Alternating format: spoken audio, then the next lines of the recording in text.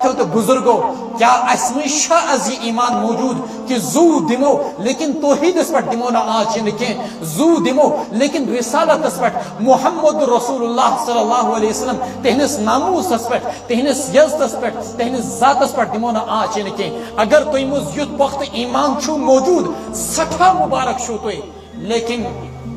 چھو سو ایمان موجود کی بچھس تھوڑا روڈ ایک بدنامی معراج ملک تو گورات بدنام دون سوچ لکھ سارا بچھس تخی علاقہ روزن بون کھلت پہن سپرائت اور اشاراتن کنایتن منسوس کم پانے گفتگو کرن وضاحت سان ونگو اگر تو مس ایمان موجود ایسا محمد رسول اللہ صلی اللہ علیہ وسلم کی محبت تمہارے دلوں کے اندر موجود ہوتی محمد رسول اللہ صلی اللہ علیہ وسلم کی عقیدت تمہارے دلوں میں موجود ہوتی تمہارے اندر وہ تعلق جو حضرت عبداللہ بن زید عبد ربی کے اندر موجود تھا جنہوں نے کہا تھا کہ رسول اللہ صلی اللہ علیہ وسلم دنیا سے چلے گئے ہاتھ اٹھا کر کہا یا رب العالمین جن آنکھوں سے محمد کی زیارت نہ ہو سکے اب مجھے ان آنکھوں کا کیا کرنا مجھ سے میری بینائی چھین لے مجھے ان آنکھوں کی ضرورت نہیں اگر تو مجھ سے ایمان موجود ہے جو حضرت خبیب رضی اللہ تعالیٰ عنہ ایمان آیا ون کہ خبیب تم صرف اتنی سی بات کہہ دو کہ کاش میں اپنی جگہ آرام سے اپنے گھر میں ہوتا اور محمد رسول اللہ میری جگہ یہاں پر پھانسی پر چڑھائے جاتے ہم تم کو یہ بول کہہ دینے کی بنیاد پر پھانسی کے پھندے سے نیچے اتار کر آزاد کر دیں گے تم کی جان تمہاری جان بخش دیں گے تم کو جینے کا اور موقع دیں گے حضرت خبیب رضی اللہ تعالیٰ نے آگے سے کہا ظالمو تم یہ کہتے ہو کہ میں یہ کہوں کہ محمد رسول اللہ میری جگہ پھانسی پر چڑھائے جائیں یہ تو دور کی بات ہے میں تو اتنا بھی گوارا نہیں کروں گا کہ محمد رسول اللہ صلی اللہ علیہ وسلم کے پاؤں کے اندر ایک معمولی سا ان کے پاؤں کے اندر معمولی سا کانٹا چبھے اور میں سکون کی زندگی گزاروں اگر ایسا وقت ایمان موجود ہے میں نے بایو جس قرآن کریم میں آیا ون النبی اولا بالمؤمنین من انفسهم وازواجه امہاتهم نبی مومنوں کے لیے ان کی جان سے بھی زیادہ پیارے ہیں ان کی جان سے بھی زیادہ قریب ہیں وازواجه امہاتهم اور نبی کی بیویاں ان کی سگی ماؤں سے بھی زیادہ افضل ہیں اس لیے کہ قرآن کریم نے نبی کی بیویوں کو ہمیں کہا وہ ہماری مائیں ہیں یہ عبارت النس ہے اور سائیں ماج سچ لیکن قرآن سمجھاؤ نا ون نہیں ہوتا ہے موج ہمیں آؤ ون کہ وہ تمہاری مائیں ہیں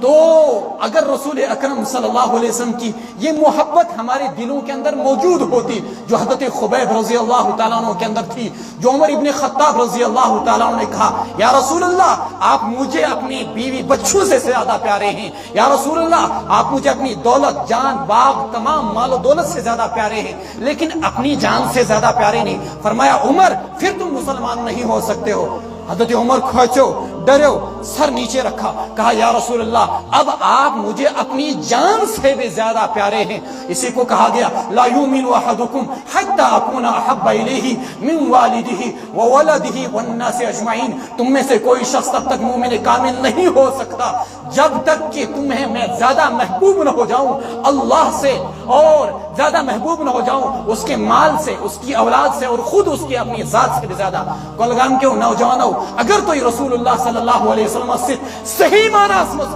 ایمانیش محبت ایسا تو ہم بچہ آسان پرن از یتی آس پاس تمام سکولن مز جو دشمن رسول کے ہیں گاڑی بر بر چھتو ہنو گاموں پڑ گا سن کیا ہمارے لئے ایمان مقدم ہے یا دنیاوی ترقی مقدم ہے ذمی اک الگ چیز کرسچن سکولس پرنائیو کہاں ونیو نہ توئی کہتی تو ڈی پی ایس ایس میں پرنائیو کہاں ونیو نہ توئی کہاں ونیو نہ حرمتک فتوہ لیکن اگر توئی پنین بچن سکھ سکولن پرنائیو کہاں ونیو نہ توئی حرمتک فتوہ لیکن جو رسول اللہ صلی اللہ علیہ وسلم کے دشمن ہیں ان کے سکولوں میں تم اپنے بچوں کو پڑھاؤ اور کل قیامت کے دن اللہ کے رسول سے شفاعت کی امید رکھو نانا یہ شو ایمان نامکمل بروش کن پہ کیوں یہ وہ موضوع نش تھوڑا انحراف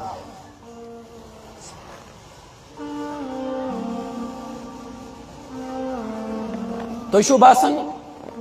یہ دین موت ایسا یہ تھی پڑ گنن نا رسول اکرم صلی اللہ علیہ وسلم جس وقت دنیا سے گئے ہیں کم و بیش 1,48,000 صحابہ کرام موجود تھے 1 لاکھ سے زائد تھے 70,000 صحابہ کرام رسول اکرم صلی اللہ علیہ وسلم کے ساتھ حجۃ الوداع کے موقع پر وہ تھے جو آپ کے ساتھ ہو کے چلے تھے مدینہ منورہ، آس پاس قبائل، قبیلہ غطفان، یمن، فلاں فلاں سے تقریباً 70,000 صحابہ وہ تھے۔ دیگر علاقوں سے جو آلریڈی مکہ مکرمہ آ چکے تھے وہ بھی ہزاروں میں تھے۔ اتنے بڑے صحابہ کی جماعت، یہ صحابہ کی جماعت جب مدینہ منورہ میں پہنچتی ہے، مدینہ منورہ میں صرف جنت البقیع کے اندر 10,000 صحابہ کی قبریں ہیں۔ میں آج آپ سے سوال کروں گا باقی 1,48,000 صحابہ کی قبریں کہاں پر ہیں؟ کچھ کی قبریں گجرات کے اندر، کچھ کی کیرلا کے اندر، کچھ کی سندھ کے اندر، کچھ کی ایران کے اندر، کچھ کی عراق کے اندر، کچھ کی ترکیہ کے اندر، کچھ کی اردن کے اندر، کچھ کی بحرین کے اندر، کچھ کی یمن کے اندر۔ دنیا کے مختلف گوشوں میں یہ صحابہ اللہ کے رسول کے دین کا پیغام لے کر چلے اور چلے، ہزاروں کلومیٹر پیدل چلے، یہاں تک کہ ان کی لاشیں وہیں پر، ان کے جنازے وہیں پر ہوئے اور وہ کبھی اپنے گھر بار کو لوٹ کر نہیں آئے۔ لیکن اللہ کے رسول کا یہ پیغام، قرآن کا یہ پیغام، اسلام کی یہ صداقت ہمارے گھروں تک پہنچا کر چھوڑے۔ سوچ دو، حضرت محمد رسول اللہ صلی اللہ علیہ وسلم طائف کے میدان میں جاتے ہیں، طائف کے میدان میں آپ پر پتھر برسائے گئے، فرشتے حاضر ہوتے ہیں اور ان سے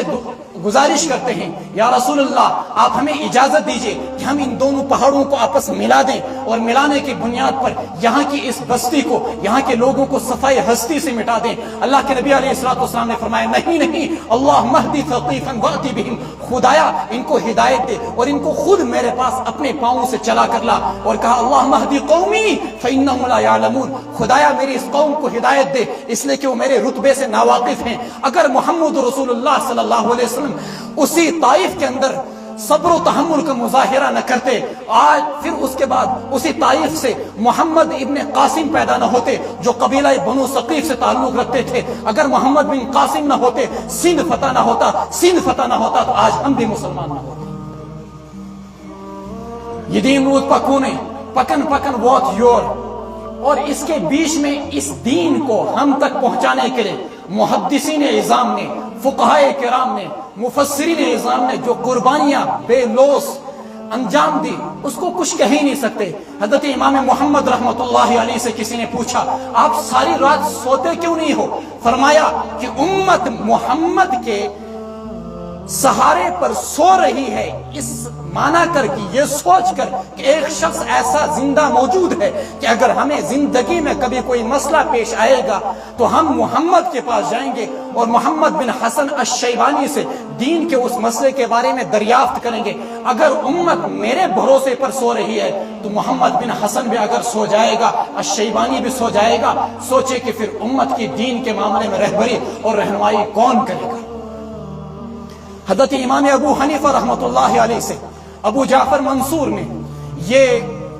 پیشکش کی کہ آپ عالم اسلام کے قاضی القضات چیف جسٹس کا عہدہ قبول کر لیجئے۔ سن 146 ہجری میں امام ابو حنیفہ رحمۃ اللہ علیہ اس بات کو جانتے تھے کہ جب کوئی شخص سرکاری نوکری کو قبول کرتا ہے تو اس کے بعد سرکار کی ہاں میں ہاں اس کو کرنی پڑتی ہے، اس کو بادشاہ کی رعایت کرنی پڑتی ہے، اس کو بادشاہ کے حق میں فتوے دینے پڑتے ہیں، وہ سرکاری مفتی فرموک میں ہرگز یہ عہدہ قبول نہیں کروں گا۔ ابو جعفر منصور نے کہا اگر آپ قاضی القضات کا عہدہ پیش نہیں کریں گے آپ کو جیل میں ڈال دیا جائے گا۔ امام ابو حنیفہ نے کہا جیل میں ڈالا جانا یہ مجھے منظور ہے، لیکن میں تمہارا عہدہ قبول نہیں کروں گا، میں محمد رسول اللہ صلی اللہ علیہ وسلم کے دین کے سلسلے میں کسی بھی قسم کا کمپرومائز نہیں کر سکتا، میں اپنے سر کو نہیں جھکا سکتا۔ فرمایا جیل میں چلے جاؤ۔ امام ابو حنیفہ رحمۃ اللہ علیہ کو جیل میں ڈالا گیا۔ ہر دن ان کے جسم پر 20 کوڑے برستے۔ سن 150 ہجری کے اندر 70 سال کی عمر میں امام ابو حنیفہ کوڑے کھاتے کھاتے اور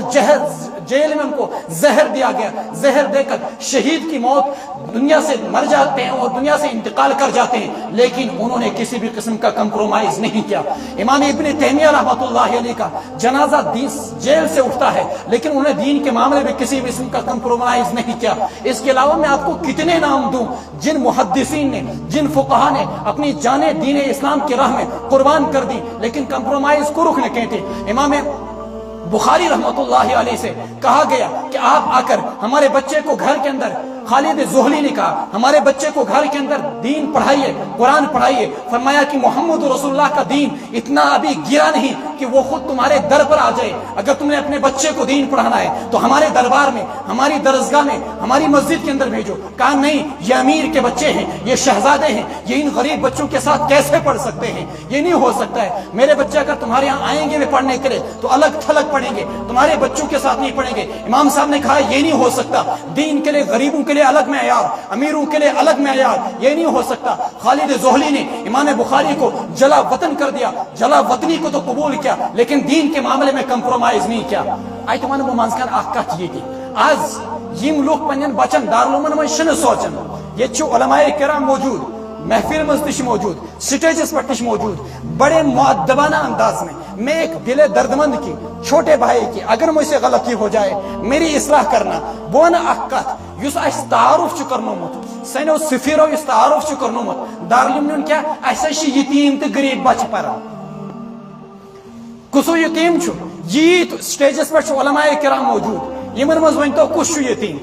सैनिस दारुल मज ये बुस परनावान 375 बच्चे हैं, 375 बच्चे मुझे शरई लिहाज से जिनको यतीम कहा जा सकता 2 या 3 होंगे। 13 बच्चे टोटल ऐसे हैं जिनके वालिदैन नहीं, उनमें से 10 ऐसे हैं जो बालिग हैं। बालिग को यतीम कह नहीं सकते। पदकैद रुईत त्ररुईत हम किस नाम पर उम्मत से कहते हैं हमारे यहाँ यतीम और गरीब बच्चे पढ़ते हैं। ठीक है गरीब पढ़ते हैं लेकिन ये यतीम बच्चे पढ़ने की कहां से हमने एक इस्तिलाह इजाद की। उसका नतीजा ये निकला कि उम्मत के अंदर दारुल का तारुफ एक यतीम खाने के तौर पर हुआ। उसका नतीजा ये निकला कि लोगों ने अपने बच्चों को दारुल से पीछे हटाना शुरू कर दिया। ये गलत तारुफ है। यूं कह लीजिए कि दीन अमीरों के लिए भी है, दीन गरीबों के लिए भी है, दीन हर एक के लिए है, दीन यतीमों के लिए भी है, दीन हर एक के लिए है। इस दीन के दाई इमाम अबू हनीफा जैसे ताजिर भी निकले, इस दीन के आलम बरदार उस्मान गनी रज़ी अल्लाह ताला अन्हु जैसे वो शख्सियत भी निकली जिन्होंने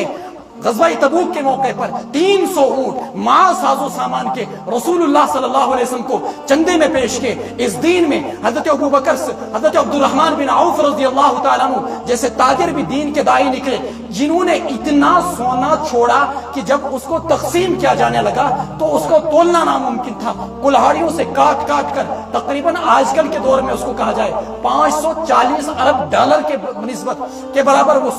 उनकी जायदाद थी जो उन्होंने छोड़ी। बताइए कि युवान उनकी दीन जो सिर्फ गरीबन के